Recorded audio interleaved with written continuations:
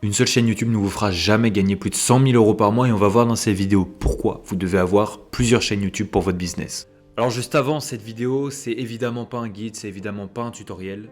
Ici, on va vraiment voir les choses en profondeur. Tu vas comprendre pourquoi une seule chaîne YouTube t'empêche de scaler et pose un plafond structurel. Alors soyons clairs, c'est pas fait pour toi ce genre d'écosystème si tu n'as pas d'offre validée, tu ne connais pas ton ICP, tu ne sais pas communiquer. C'est fait pour toi par contre si tu as déjà vendu ton offre, tu connais ton client idéal et tu sais t'adresser à lui. Tu sais parler avec lui. D'accord ? Très important.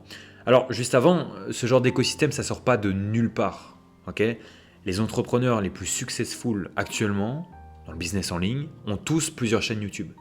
Sowego, Nick Setting, Mathis Chloé, Alex Hormozy sont des exemples, ils génèrent tous plus de 250, 300, 400 000 euros par mois, Hormozy des millions tous les mois, évidemment.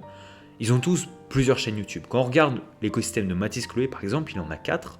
Alors ici, il y en a 3 qui ont été légèrement analysés, puisqu'on a une chaîne témoignage. Mais on commence par la chaîne Bren, sur laquelle on va retrouver du contenu autorité, du contenu expertise et du contenu uniquement conversion. Beaucoup de mots fous, en l'occurrence, beaucoup de milieux de funnel sur cette chaîne YouTube-là.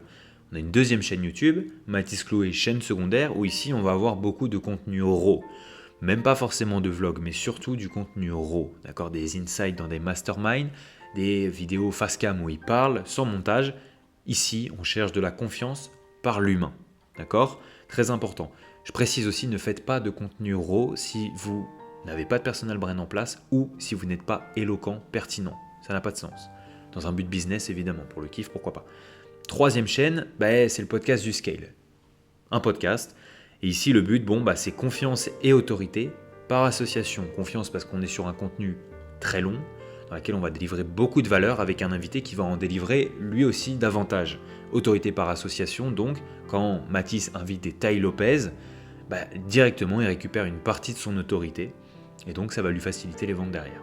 Très important. Donc là, c'est l'exemple avec Mathis Chloé. On ne va pas repasser sur tous les écosystèmes, mais si on reprend Nick Setting, pareil, 3 chaînes, autorité, expertise, conversion. Ensuite, une chaîne plus brand et confiance par l'humain, autorité et conversion directe.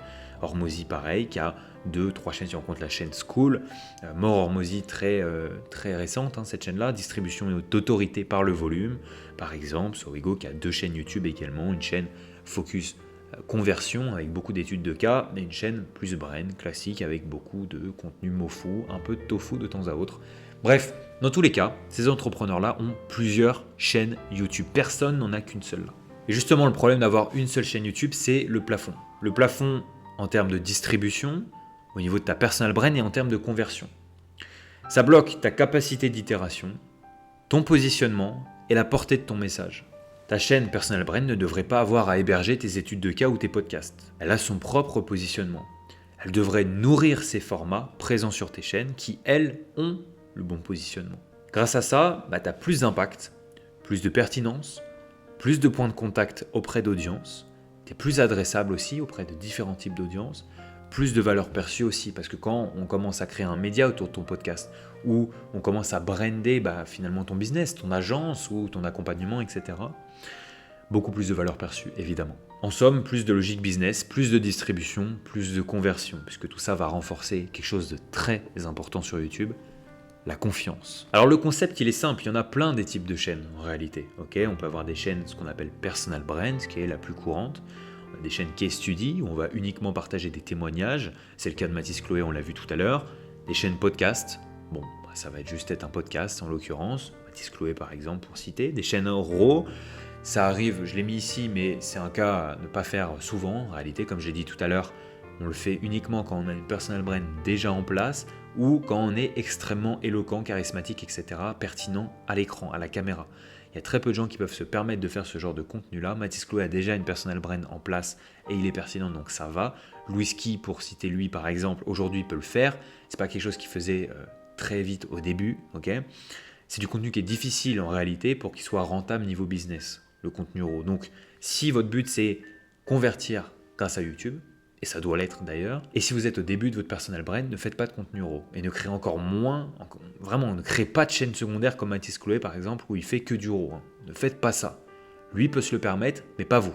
Ici, on peut avoir une chaîne aussi brand, voilà, donc brandée aux couleurs de l'agence, etc., comme je l'ai dit. Généralement, sur ce genre de chaîne, on va retrouver principalement du contenu MoFu, mais dans certains cas, je prends l'exemple de Scalesia par exemple, sur leur chaîne, Scalesia en l'occurrence, c'est pas forcément tout le temps la même personne qui tourne dessus, et ça permet du coup d'avoir une chaîne sur laquelle plusieurs acteurs peuvent venir. Parfois, ça peut être un CMO ou un stagiaire quand les boîtes commencent à grossir, et c'est ultra pertinent pour l'image de marque, et en plus de ça, pour pouvoir déléguer le contenu à des tierces. Très très fort ici, et même si vous n'avez pas d'employé, même si c'est vous qui faites le contenu, faites-le, c'est très pertinent de le faire, réellement. Chaîne clip, ça c'est un concept que je vais détailler dans une prochaine vidéo, les chaînes clip horizontales, ce que fait Hormozy notamment tout à l'heure, on l'a vu, distribution de l'autorité par le volume, c'est simplement couper des vidéos qui font 30 minutes, 1 heure, 1 heure et demie, dans des formats de 5, 10, 15 minutes. Alors Hormozy lui le fait avec des extraits qui durent 1 minute, 2 minutes, bon, il faut être ultra pertinent, il faut avoir le statut d'Alex Hormozy pour faire ça de manière aussi précise.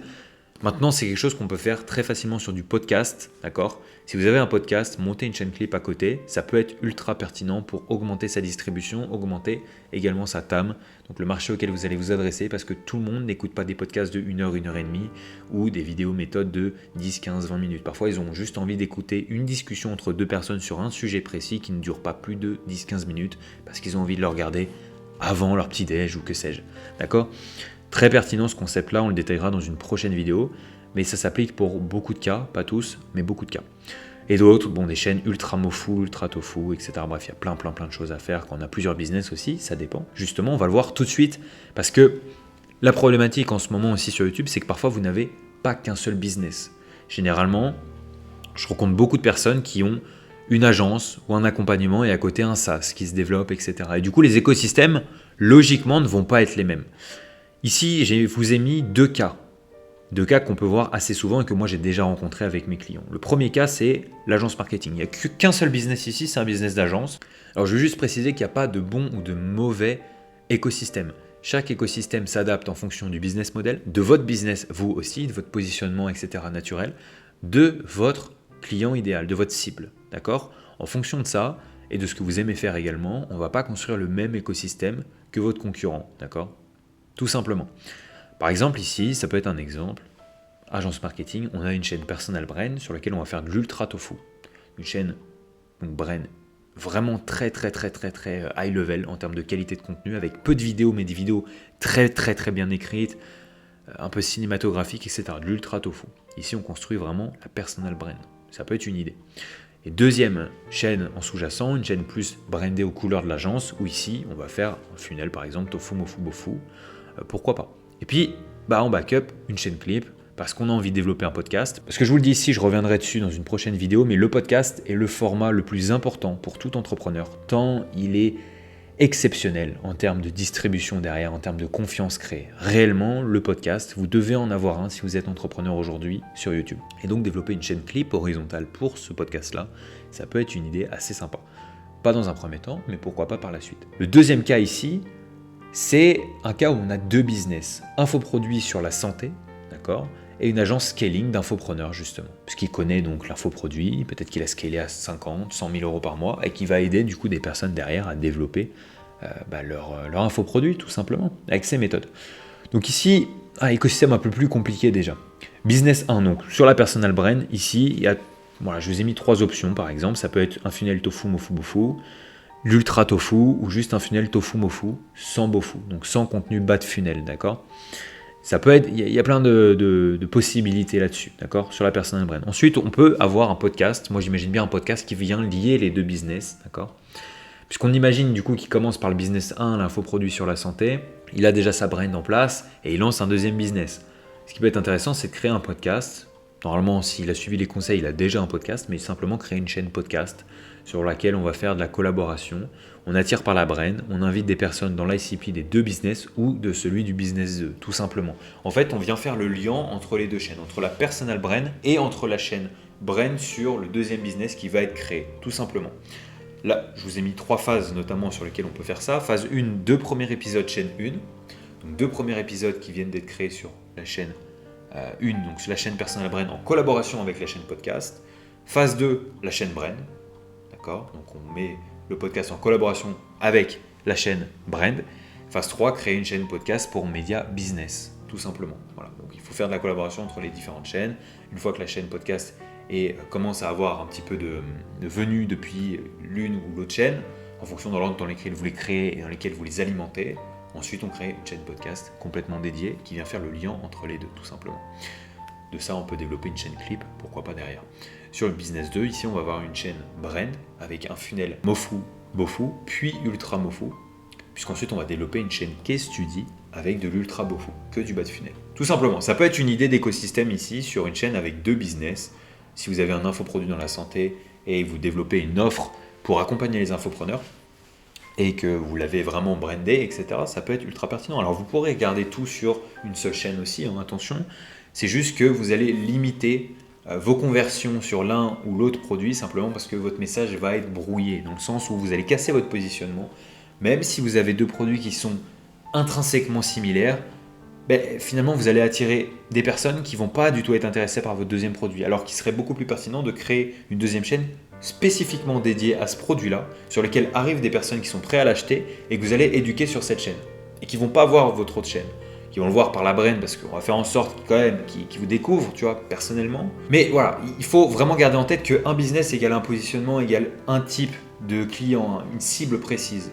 Et que si vous faites tout au même endroit, vous avez une chaîne tout venant, et en fait vous parlez à personne. Vous brouillez votre message et donc votre offre est de moins en moins claire, donc les gens passent de moins en moins à l'action. Comme je disais tout à l'heure, le meilleur choix, il n'y en a pas. Chaque cas est différent et les questions que tu dois te poser pour construire ton écosystème, les voici. Qu'est-ce que veut mon ICP ? Quels sont tes clients idéaux ?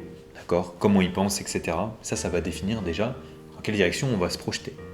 Parce que si c'est dans ta cible des gens de 18 ans, on va peut-être pas leur pondre des podcasts avec des experts trop poussés. Tu vois. Par exemple, quel est mes business ? Positionnement. Donc en gros, c'est quoi mon business ? Ok. C'est quoi mon avantage concurrentiel ? Quelle est mon offre ? Quel est mon business ? Tout simplement. Et ça va définir comment on va construire l'écosystème. Parce que si tu as une agence, on va pouvoir probablement brander une chaîne brand de l'agence. Si tu as un SaaS, on va peut-être en faire un podcast pour faire un média autour de ton SaaS. Pourquoi pas ? Et si tu es juste coach, on va faire qu'une seule chaîne. Pourquoi pas ? Bref. Il y a plein de choses à mettre en place, mais ça va dépendre de ton business. Qu'est-ce que j'aime faire ? Ça, c'est une question très importante. Très utile. Parce que la création de contenu, ça prend beaucoup de temps et autant que tu kiffes le faire. D'accord ? Si tu viens avec nous, on va gérer tout ça pour toi. Tu auras juste plus ou moins à tourner, mais il faut quand même que tu aimes créer du contenu. Donc, on va faire en sorte, du coup, dans l'écosystème, de faciliter les formats qui te plaisent à tourner, tout simplement. Si tu détestes faire du podcast, c'est dommage, du coup, on ne fera pas de podcast, tout simplement. Parce que si tu n'aimes pas ça, tu vas te forcer à le faire pour les mauvaises raisons. Maintenant, évidemment, on va te pousser à le faire parce qu'il faut un podcast, évidemment. Mais si réellement tu es hostile complètement à ce format-là, on ne pourra pas le mettre en place, à ta place, dans tous les cas. Et enfin, quel est mon message ? Ça, c'est ultra important comme question. Quel est mon message ? Qu'est-ce que je veux transmettre à travers mes vidéos ? La morale, finalement, le message, le fond de pourquoi moi je fais ça. Il faut que tu te poses réellement la question de pourquoi j'ai lancé ce business, à quoi il sert, quels intérêts je sers, quelle est ma mission. Et c'est cette mission-là qui doit transparaître à travers ton écosystème. Et suivant ton message, on ne construira pas l'écosystème de la même manière. Okay ? Évidemment, tout ça, ce n'est pas une théorie, c'est ce qui sépare les 10 000 € par mois des 100 000 € par mois. Tu as l'exemple ici sous les yeux avec 3-4 acteurs que je t'ai cités tout à l'heure. Il y en a plein d'autres, d'accord ? Tous les gens qui génèrent plus de 100 000 € par mois sur YouTube à l'heure actuelle ont tous 1, 2, 3, 4 chaînes YouTube parfois. Absolument tous. Tu peux aller vérifier, je t'assure que tout le monde a plusieurs chaînes YouTube. Je peux te citer des Michael Wu, qui en ont plusieurs. Bref, absolument tout le monde. Tous les gens qui sont sérieux sur YouTube et qui sont sur YouTube dans un but business ont plusieurs chaînes YouTube, tant ils savent l'importance d'en créer plusieurs vis-à-vis de leur positionnement, vis-à-vis de la TAM, surtout plein de facteurs, ils savent que c'est ultra important. Bien maintenant, si tu es infopreneur et que tu veux développer ton écosystème YouTube pour transformer ta chaîne YouTube en infrastructure d'acquisition, en réelle machine qui t'apporte des leads de manière prévisible et des leads qualifiés, évidemment, tu peux réserver ta session gratuite avec moi directement. Tu recevras ton plan, ta roadmap pour aller construire cet écosystème avec ou sans nous dans tous les cas. Je te retrouve de l'autre côté.